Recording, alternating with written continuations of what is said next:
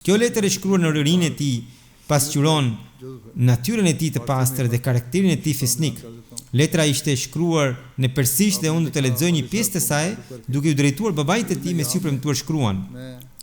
Në këtë kohë unë e shoh qartë me sytë e mi dhe me një ndjenjë shqetësimi të thellë se në çdo vend dhe në çdo tokë, çdo vit ndodh në një fatkeqësi ose epidemi që ndan miqt nga miqt dhe të dashurit nga të dashurit e tyre.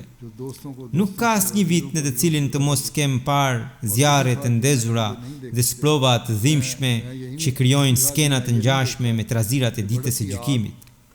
Duke parë këtë gjendje, zemra ime është ftohur ndaj botës dhe fytyra ime është zbehur nga frika.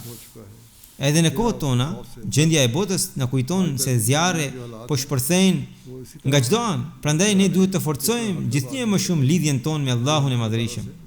Mesiu premtuar Islam, po në këtë letër vijon, shpesh më kujtohet ky distik i Sheikh Muslihuddin Sadi Shiraziut dhe lot dhimbje më rrjedhin nga syt. Më kanë takia bar Umar na payedar, më bash Ayman Azbazi rozgar.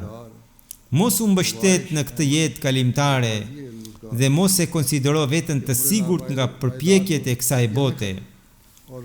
Domethënë, njeriu nuk duhet të mendojë se duke u zhytur në çështje e kësaj bote ka arritur siguri. Mesiu premtuar Islam vijon, gjithashtu këto dy vargje nga poezitë e Farruh Qadianit. Ky ishte në fakt pseudonim që Mesiu premtuar e përdorte për veten e tij në atë kohë. Thotë që ngjallin ndjenjë dhimbje të thellë janë këto. Dunya e dun dil më bënd e javan, ke vaqti ajal mi resad nagehan.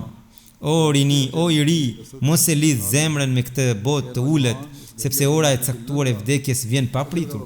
Unë dëshiroj ta kaloj pjesën e mbetur të jetës sime në vetmi, të distancohem nga shoqëria e botës dhe të zhytem në përmendjen e Allahut të Madhërisëm, në mënyrë që të kërkoj falje dhe të përmirësoj mangësitë e mia përpara Allahut. Kjo është një letër mjaft e gjatë, por prej saj bëhet e qartë se Mesiu premtuar Islam nuk kishte asnjë dëshirë për famë apo nder, por kishte një lidhje të pastër dhe të sinqertë me Allahun. Është fakt se dashuria e tij për vetmin ishte e tillë që ai kur nuk do të dilte në publik, po të mos ishte i detyruar t'i binde urdhrit të Allahut të Madhërisëm. Hazret Mesiu premtuar Islam shkruan: nëse Allahu i Madhërisëm do të më jepte zgjedhjen midis vetmisë dhe jetës publike, betohem në atë qenie të pastër, se vetmin do ta zgjidhja. Është Allahu i Madhërisëm ai që më ka sjellë në publik për këtë shërbim. Kënaqësinë që përjetoj në vetmi, kush mund të ma di përveç Allahut? Për rreth 25 vjet qëndrova në vetmi dhe asnjëherë nuk dëshirova të ulesha në fronin e famës botërore. Nga natyra ndjeja neveri ndaj përzierjes me njerëzit, por jam i detyruar nga urdhri i Zotit. Kështu, pasi i shkroi babait të tij, ai hoqi dorë nga gjithçka. Ishte, si të thuash, një trashëgimi princerore që e braktisi. Babai i tij zotëronte 7 fshatra si pronë, por ai hoqi dorë nga të gjitha vetëm për dashurinë e Allahut të Madhërisëm.